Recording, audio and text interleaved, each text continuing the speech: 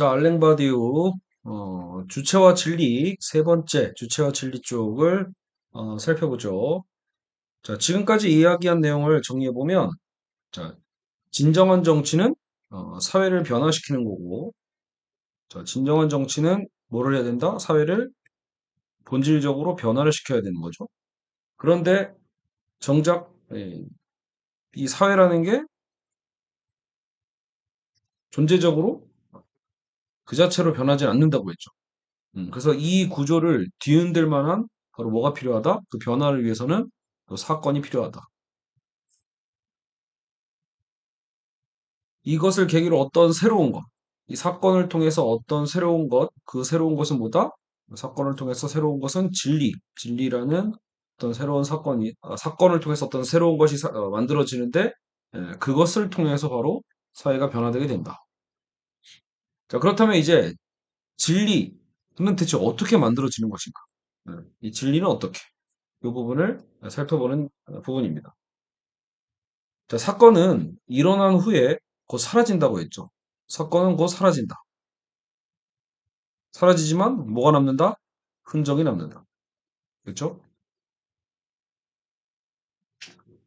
근데 바로 그 사건은 흔적을 남기고 그것은 사건의 이름이라 할 수 있습니다. 이름이라는 건 사건의 본질적인 요소 중에 하나로서 모든 사건은 스스로를 사건이라고 선언하지 않는 한 어, 아무리 큰 규모의 일이라도 구조 내에서 이해될 수 있는 일상적인 일로 간주됩니다. 그러니까 소요나 폭동과 사태 등으로 불리는 것들이 그런 것이죠.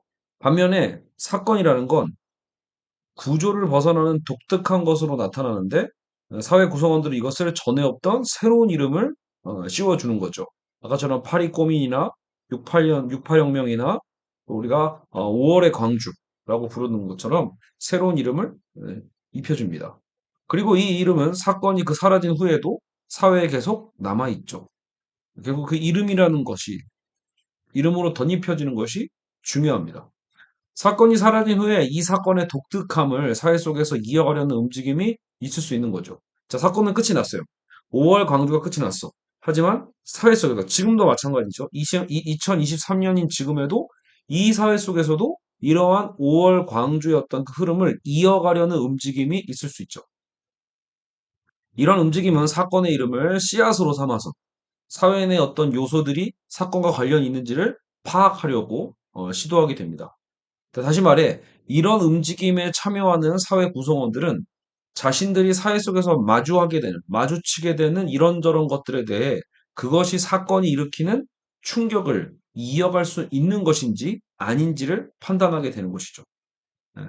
그러니까 5월이었던 광주를 우리가 잊지 않기 위해서 우리 사회 내 모든 어떤 뭐 구성원이나 제도나 행위 등등의 것들을 다 일일이 거기에 대비해서 살펴보게 되는 거죠. 이 판단 과정을 바디우는 탐색이라고 부르고 이 판단의 어떤 기준을 바로 충실성이라고 부릅니다. 이 판단 과정에서 나타나는 판단의 어떤 기준을 충실성. 자,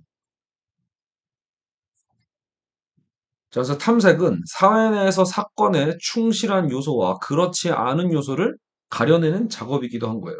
음. 충실성을 판단하는 기준은 대개의 경우 탐색에 참여하는 구성원들에 의해서 새로 만들어지며 여기서 사건에 충실한 것으로 분류된 요소들이 바로 진리를 이루는 구성 요소가 된다. 사건에 충실한 것으로 분류된 요소들이 바로 진리를 이루는 구성 요소다. 음. 그러므로 진리는 자, 탐색의 결과고 자, 진리라는 건 뭐다? 결국은 이러한 탐색의 결과이며 자, 우리는 지금 진리가 왜 어떻게 만들어지는가에 대해서 살펴보고 있는 거죠. 그러니까 진리는 탐색의 결과고 한 사회 속에서 사건에 충실한 요소들을 모은 집합체다. 탐색의 결과이자 한 사회 속에서 사건에 그 충실한 요소들을 모아놓은 집합체가 바로 진리다. 라고 보고 있어요. 자, 여기서 이 과정은 완전히 우연하게 이루어진다는 것을 잊지 말아야 돼요. 누군가 필연적으로 원하고 계획해서 생기는 게 사건이 아니라고 했죠. 참여하는 개인이나 단체가 어떤 의도를 가지고 특정한 요소를 선택해 충실성 여부를 검토하는 게 아니다. 예. 사회 속에서 우연히 마주치게 되는 것들과 사건의 관계를 조사하는 것이죠. 음. 결국은 진리는 우연으로 짠 피륙이며 우연은 주체의 재료다라고 바디우는 얘기를 합니다. 여기서 장태준 교수님도 사례로 들고 있는 것들이 진리는 뭐 탐색의 결과다 뭐 이런 말 썼잖아요. 수학이란 분야를 살펴보면 자, 수학 분야에서도 어, 기존에 있었던 근대 수학에서 보지 못했던 새로운 어떤 미적분의 개념들이거나 유클리드 기하학이 아니라 비유클리드 기하학으로 넘어가는 사건들이 있거든요. 그렇죠? 뭐 과학에서도 뭐 천동설이 지동설로 바뀌는 그 순간이 있고 이런 것처럼. 그래서 갑자기 그런 새로운 사건이 발생을 한단 말이에요. 수학 안에서도 예를 들어 비유클리드 기하,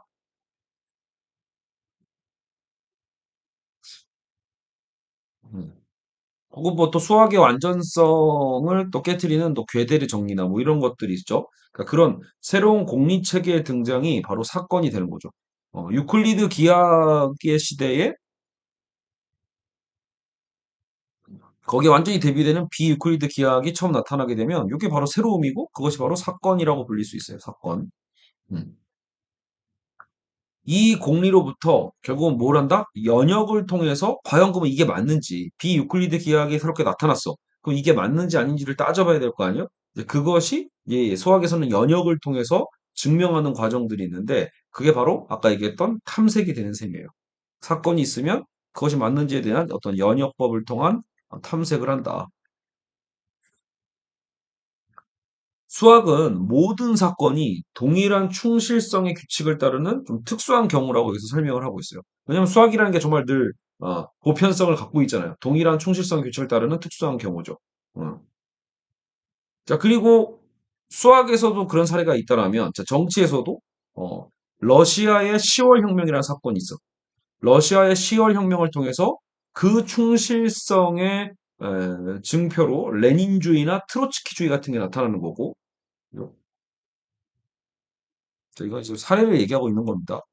그 어떤 10월 혁명이라는 또 사건이 나오면서 거기에 맞는 어떤 충실성, 레닌주의, 트로츠키주의, 그죠? 그리고 미술사에서도 저도 제 그 논술 수업에서 꼭 다루고 있는 게 이 세잔인데 미술에서도 이 근대 미술에서 현대로 새롭게 어떤 전환되는 시점에 이 폴 세잔의 그림이 나타나거든요. 그러니까 이 세잔이라는 새로운 어떤 사건이 발생을 하면 그 세잔의 사건에 충실한 어떤 과정으로서 피카소와 여기 브라크의 어떤 작업, 입체파 회화가 그 충실성의 어떤 증거로 나타나게 되죠. 자, 사랑인 경우는 어때요? 자, 어떤 사랑에 빠졌다라고 할 때는 연인들이 만남이라는 사건으로부터 시작된 두 사람의 관계를 계속해가는 모든 행위가 그리고 탐색의 과정이고 그 충실성을 따르는 것이죠. 이런 각각의 탐색 과정의 사례를 통해 보는 것처럼 사건의 충실함이라는 기준은 서로 또 다를 수밖에 없는데 그렇다고 해서 그 기준들이 자의적인 기준이냐? 그건 아니라는 거죠. 음, 이런 사례로서 등장을 하고 있습니다. 자, 이렇게 진리가 만들어지는 과정에 대해서 잠깐 살펴봤는데, 결국 이렇게 진리가 만들어지는 과정에서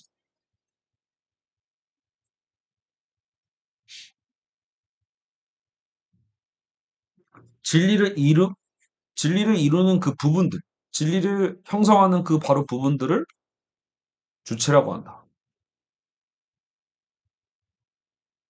자, 여기서 이제 흔히 말하는 우리가 그 주체라고 하면 뭐 어떤 그 개별성, 어떤 나의 어떤 그 개인의 어떤 의지나 의식이나 뭐 이런 것들 우리가 이제 주체라고 생각하는 경우가 많이 있는데 바디우의 주체는 이런 식이 아닌 거예요. 개인이나 어떤 의식이 아니고 어, 주체는 개인이나 집단이 하는 그 행동과 발언 중에 뭐만 주체다? 사건에 충실한 것들, 그게 주체인 거예요. 어. 저라는 존재 자체가 주체가 될 수 있는 게 아니고, 저라는 존재가 수많은 어떤 행위들과, 사건들을 바라보면서 어떤 행동들을 하게 될 거잖아요. 거기에서 유효한 것들, 그 사람의 어떤 발언이나 행동 중에 사건에 충실한 것만이 주체의 일부가 된다. 사회 속의 개인은 정치의 주체가 아니라 주체가 될 수 있는 존재인 셈이고, 어떤 가능성으로서. 그래서 자기 삶의 일부만이 주체가 되겠죠. 예. 나란 존재 자체가 주체야 이런 말은 의미가 없는 거예요. 정치적 행동은 집단적으로 이루어지기 때문에 정치적 주체도 대부분 또 집단의 형태를 띠고 되고 그 집단의 개개인은 주체의 일부로서 정치적 진리에 참여하게 된다. 사실 이 말을 듣고 나면 평소 우리는 주체적으로 행동해야 돼, 주체적으로 사유해야 돼, 뭐 이런 말을 하는데 어, 어찌 보면 그 주체에 대한 본질에 대해서 정확하게 판단하고 있는 건지도 모르겠어요. 생각해보면 멍 때리고 막 널브러져서 하루하루를 낭비하거나 이렇게 보내는 경우들도 되게 많잖아요. 그러니까 전혀 어떤 사건이나 진리에 어떤 연관되어 있는 어떤 충실한 행동과 사유와는 아예 관련이 없는 그런 삶을 우리는 자주 살죠. 그러니까 그런 걸 생각해 보면 그걸 갖고 사실 우리가 주체라고 할 수는 없잖아요. 그러니까 정말 그 유효한 것들. 예. 그래서 우리 삶에서 그 일부가 주체로서 남을 수 있겠죠. 물론 그렇게 생각하다 보면 이렇게 되면 개인을 너무 보잘것없게 생각하는 거 아닐까? 개인을 폄하하는 것은 아닌가라고 생각해 볼 수도 있지만 반대로 생각해 보면 한 개인이 동시에 여러 진리의 주체가 될 수가 있어요. 여러 진리. 하나의 진리가 아니라 여러 진리의 주체가 될 수 있다. 무슨 말이냐? 아까 바디우의 진리의 어떤 영역이라는 건 어, 다자적인 방식이었죠. 하나의 진리가 아니라 여럿의 진리거든요. 정치, 예, 그리고 뭐 사랑도 있었고, 예술도 있었고, 뭐 이런 식으로 수학도 있고. 그러니까 결국은 진리라는 건 다양한 어떤 진리의 주체도 될 수 있다라는 소리예요. 예. 내가 정치적 주체의 일부로서 정치적 활동을 하면은 정치적 주체겠죠. 근데 그러면서 내가 누군가에게 사랑을 빠져? 그러면 사랑의 주체가 되는 거겠죠. 이런 식으로. 그래서 한 인간이 다양히 어떤 주체가 될 수도 있다. 그래서 바디우는 이런 각각의 진리가 만들어지는 그 영역을 세계다라고 부르는 세계고 숫자 세계가 아니고 우리가 세계다 이렇게 한 개인이 속한 세계는 그래서 여럿이 될 수도 있고 개인은 그 안에서 벌어지는 다수의 진리 절차에 참여할 수 있다 이렇게 얘기하고 있습니다. 알겠죠? 자 그리고 바디우에 대한 몇 가지 오해를 좀 정리를 하고 있어요. 여기까지 봤을 때 자 그럼 바디우에 대해서 네 번째 몇 가지 오해를 정리를 좀 하고 넘어가자. 오해가 있다. 어떤 오해라는가? 첫 번째 오해. 사건과 진리의 관계를, 그건 똑같은 거 아닌가? 사건과 진리에 대한 것이 비슷해 보이니까 똑같나? 라고 생각하는 건데 절대 그렇지 않다라는 겁니다. 첫 번째 이게 오해입니다. 사건은 진리를 만드는 과정의 그 시발점이라고 했죠. 어떤 변화를 만들어내는 하나의 사건인 거고, 사건이 일어났다고 해서 진리가 형성되는 게 아니라고 했죠. 결국 사건 속에서 결국 우리가 진리가 형성될 수도 있는 거고, 아닐 수도 있는 거겠죠. 그래서 진리라는 건 바로 이거야라는 식의 어떤 명제나 문장이 아니에요. 상황의 어떤 부분이다. 시간의 경과를 통해 만들어지는 게 진리인 셈이죠. 그렇죠? 아까 이것도 사건의 흔적이 남다. 그래서 사건의 흔적 속에서 진리가 형성되는 거죠. 그러니까 중요한 건 시간과 노력을 통해서 만들어지는 거예요. 그냥 나타나는 게 아니다. 알겠죠? 그러니까 우연히 발생하는 사건과는 다를 수밖에 없죠. 사건은 우연적인 거예요. 우리가 노력하는 게 아니고 필연적으로 도래하는 것도 아닌데 진리라는 것은 결국 그 우연의 사건 속에서 우리가 시간과 노력을 들여야 되는 그 무엇이죠. 자, 그래서 변화의 근원인 사건이 우연하다는 것은 변화에는 어떤 법칙도 없다는 의미를 얘기하죠. 실제로 이런 사건과 진리에 대한 개념이 헷갈려서 어, 영미권 학자들에서 특히 같다고 보는 경우가 많이 있는데 그 유명한 슬라보의 지적조차도 사실 지적이 이 바디우와 사이가 좀 좋은 편이거든요. 근데 그 지적조차도 이 사건과 진리를 동일시하면서 이해할 때가 많이 있다고 합니다. 바디우도 그걸 지적하고 있대요. 어. 자, 어쨌든 자, 사건이 우연적이라는 것은 우리가 흔히 말하는 이 이 좌파 사회주의, 역사 발전의 어떤 필연적 법칙 같은 걸 주장하잖아요. 막스주의 방식으로. 그런 방식을 받아들이지 않는 의미이기도 한 거죠. 바디우에게는 그런 필연적 법칙이 없다. 알겠죠? 그래서 오히려 사회를 변화시키기 위해서 우리는 사건을 일으키려고 노력해야 돼라는 게 의미가 없다라는 거예요. 사건은 우리가 노력한다고 해서 일어나는 게 아니다. 라고 보는 거죠. 자, 그러면 이게 자연스럽게 두 번째 오해로 연결이 돼요. 아니, 그러면 우리가 노력한다고 해서 사건이 일어날 수 없다라는 건 결국 우리가 노력해서 변화를 일으킬 수 없다는 얘기잖아. 이게 되니까 그럼 우리는 아무것도 할 수 없는 것인가? 변화를 위해 중요한 건 우리가 할 수 있는 게 아무것도 없이 그냥 우리는 그걸 기다려야만 하는가? 이게 우연이니까. 그죠?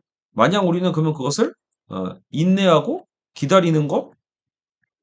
그러면 인간의 노력 같은 건 의미가 없잖아요. 그쵸? 근데 오히려 바디우는 이런 얘기를 해요. 그게 아니다. 사건은 우연적이지만 진리는 시간과 노력을 통해서 만드는 거라고 했죠. 그래서 우리가 뭘 갖고 노력해야 돼요?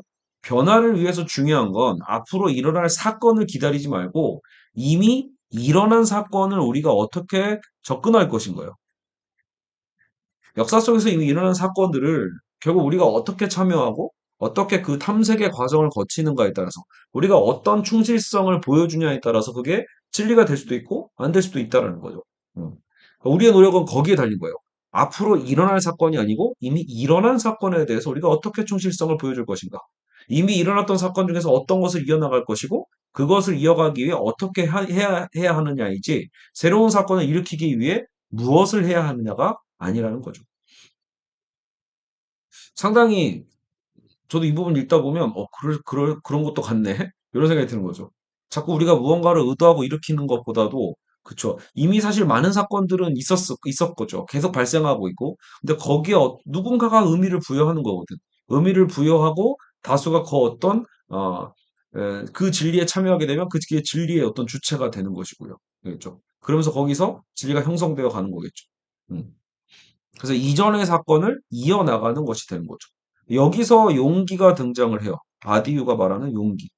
진리와 관련해서 어, 바디유가 말하는 용기란 진리 앞에서의 용기인 거죠. 진리를 계속 쫓기 위한 용기. 왜냐하면 여러분 그냥 일어난 사건들을 갖고요. 우리가 그냥 모른 체할 수도 있잖아요. 그냥 우리가 주어져 있는 삶과 제도에 익숙해져 가지고 나 그냥 이렇게 살아갈래. 특히 내가 여기서 뭐 돈도 많고 권력도 있다. 그냥 이렇게 살아갈래. 이런 경우가 많을 수밖에 없죠. 그건 결국 용기 없음이에요. 용기라는 건 한 사회의 진리를 만드는 것은 그 사회 요소들을 진리에 속한 것과 아닌 것으로 나누는 어떤 그 작업이라고 했잖아요. 그죠? 이 일은 사회 전체에서 한꺼번에 이루어지는 게 아니라 한 번에 한 군데씩 그리고 국지적으로 점차적으로 행해지는 겁니다. 이런 부분도 있어요. 전체적인 게 아니다. 국지적이다. 혹은 점진적이다. 음. 그래서 여기서 또 오해되는 게 뭐냐면 바디우가 말하는 어쨌든 그 진리 사건이라는 게 뭔가 이 역사 자체를 거대하게 총체적으로 바꾸는 어떤 거대 역사적 사건이라기보다도 사실 항상 그것은 국지적이고 점차적이다. 음. 결국 바디는 이런 구분과 선택이 이루어지는 위치를 이야기하기 위해 어떤 포인트, 점에 대한 개념을 이야기하고 결국 진리를 만드는 일은 점을 하나씩 다뤄가는 일이고 그런데 이렇게 점을 다루는 일은 매우 쉬운 게 아니라는 거예요. 힘든 일이다. 무엇보다 진리라는 새로운 집합체가 세상의 기존 질서를 주로 벗어나는 것들이 이 사건이고 그 사건에서 진리를 형성하는 거니까요. 그러니까 아까처럼 우리가 살아가고 있는 이 세계와 질서에 대해서 나는 그냥 만족스럽고 나는 그냥 여기서 흘러가는 대로 살겠다라고 하는 사람들이 많을 수밖에 없는 거예요. 왜? 그 역행을 해야 되니까. 뭐든지 역행하는 것은 용기를 필요로 하죠. 예. 진리에 참여하는 이들은 많은 경우 점을 다루는 작업을 그래서 포기하고 싶은 유혹에 빠지게 되고, 예. 끈기 있게 버티는 것이 그래서 바로 바디우가 말하는 용기입니다. 진리 앞에서의 용기를 바로 바디우는 한 점을 붙들고 놓지 않는 것, 그 포인트를 붙들고 놓지 않는 것을 용기라고 말한다고 합니다. 자, 우리는 지금 어떤 오해에 대한 이야기를 하고 있죠. 음. 자, 그리고 세 번째. 세 번째 오해는 무엇인가? 진리는 세상을 변화시킨다고 했죠. 그러나 이것은 어디까지나 세상을 해서 아까처럼 약간 변화시킨다. 진리가 세상을 변화시킨다고 해서 완전히 어떤 새로운 세계, 천지개벽을 만드는 건 아니다. 라는 식으로 얘기를 합니다. 알겠죠? 기존의 세상에 진리라는 새로운 것, 그리고 그와 관련된 몇 가지 요소들만을 추가하는 것이지, 기존의 사회 질서를 완전히 무너뜨리는 천지개벽을 생각해서는 안 된다는 거예요. 물론 그렇다고 해서 여기도 저기 이 장태준 교수님도 그 얘기를 해요. 그렇다고 이제 약간 변화시킨다고 해서 이건 약간 철학적으로 존재론적인 해석이라고 보는 거예요. 그러니까 약간이라는 건 존재론적으로 생각할 때 그렇다는 거고 실제로 그렇다고 한 사회에서 이 사건이 일어났을 때 상당한 변화를 주는 건 또 사실이라는 거예요. 예를 들어 우리가 아까도 얘기했지만 68혁명 이후로 세계 많은 부분이 변화되거든요. 그리고 프랑스 대혁명을 통해서도 프랑스 사회에서 정말 많은 것들이 변하는 것처럼, 그렇죠? 그러니까 정말로 그 변화가 에게 이런 건 아니라는 거예요. 하지만 또 한편으로 생각하면 그것 때문에 여러분 프랑스 대혁명 때문에 그렇다고 그 세계 전체 구조가 다 바뀌나요? 아니잖아요. 프랑스 대혁명이 일어나도 사실상 다시 나폴레옹의 그렇죠. 이 제국이 다시 탄생하게 되는 것처럼, 그죠? 거대 왕정 체제가 다시 들어오는 것처럼 결국은 세상은 변화되지만 그 변화라는 게 또 한편으로는 또 구조적이고 완전하게 이루어지는 것은 아니다라고 볼 수 있겠죠. 자, 어쨌든 그럼에도 불구하고 바디가 그래서 추구하는 건 그래도 개혁을 추구하는 건 아니라는 거예요. 혁명이고 진정한 정치라는 건 그래서 해방의 정치고 혁명의 정치다라고 볼 수 있습니다. 알겠죠? 음. 그래서 정말로 해서 어떤 그 급격한 사회 변화에 반대하는 건 아니라는 거예요, 괜히. 그 변화 자체는 생각보다 크지 않다라는 거고, 왜냐면 당시에 이렇게 어떤 혁명 한번 일으키면 모든 세계가 다 바뀔 거야라고, 너무 순진하게 믿었던 이 고전적 좌파의 사고방식을 경계하기 위해서, 야, 그 변화 한 번, 혁명 한 번으로 모든 게 다 끝나는 거 아니야. 라는 식의, 이 당부를 주는 셈입니다. 알겠죠? 어쨌든 그래도 바디우조차도 결국 그래도 우리에게 필요한 것은 혁명의 정치다라고 보는 거죠. 자, 그래서 진리가 없다면 있는 것은 몸과 언어뿐이고 몸과 언어로 이루어진 이 세상의 구조는 지배적이면서 공고하다. 하지만 다만 여기에는 그것으로부터 벗어나는 어떤 것, 바디오가 진리라고 부르는 것이 있을 뿐이다. 라고 하는 식으로 표현을 하네요. 그러니까 이걸 뭐 바디오는 기본적으로 약간 유물론자, 좌파적인 유물론자라고 볼 수 있는데 예, 바디우는 세계의 논리에 서문해서 현대의 지배적 사고방식을 민주주의적 유물론이라고 부르면서 우리에게 있는 것은 몸과 언어뿐이다라는 명제로 이 세계를 표현합니다. 하지만 또 그 안에 그 이면에 우리는 진리가 또 공존하고 있는 거죠. 자, 네 번째 오해. 진리는 무한한 수의 원소들로 이루어져 있다. 무한한 원소로 이루어진 집합체다.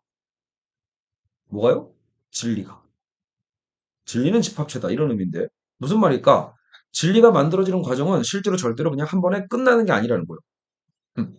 완성된 진리? 이런 건 아니라는 거죠. 예. 바디가 생각하는 사회의 근본적 변화가 새로운 사회 구조를 만드는 것은 아니라고 했죠. 여기서 되게 중요한 표현인 것 같아요. 저도. 그러면 대체 바디가 원하는 세계는 뭐냐?